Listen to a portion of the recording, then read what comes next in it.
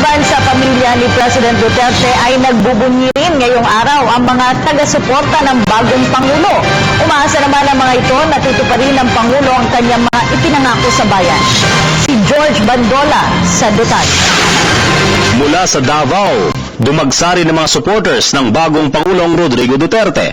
Bukod sa halos 10 bus lula ng mga bisita ng bagong Pangulo sa kanyang inaugurasyon, may mga supporters din na galing pa ng iba't ibang panig ng Metro Manila. Sir, Davao talaga, sir. Davao. Kami, sir. Kailan pa kayo nagpunta dito? Naggabi ako, sir. Naglakad lang. Naglakad lang? Davao kami, sir. Saan po kayo galing, Nay? Antipolo. Antipolo, kayo po, Davao. Davao, sir. Kailan po kayo dumating? Kahapon, sir. Kahapon. Ako, sir. At kahit umuulan, umaga pa lang naganda na ang barangay San Miguel na nakakasakop sa Malacanang grounds.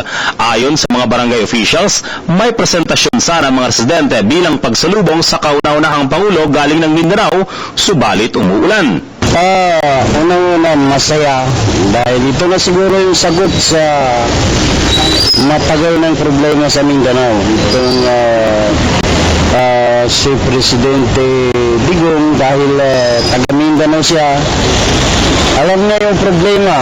Para naman kay Aling Delia, 10 taon nang may-ari ng isang maliit na karinderya, umaasa siyang tutuparin ng Pangulong Duterte ang pangako nito sa bayan. Kasama si Aling Delia sa higit sa 16 na milyong bumoto sa Pangulo, kaya naniniwala itong tutupad ito. Hindi ko lang po gusto ko yung siya ang binoto ko dahil gusto ko yung mga pangako niyang dapat matutupad.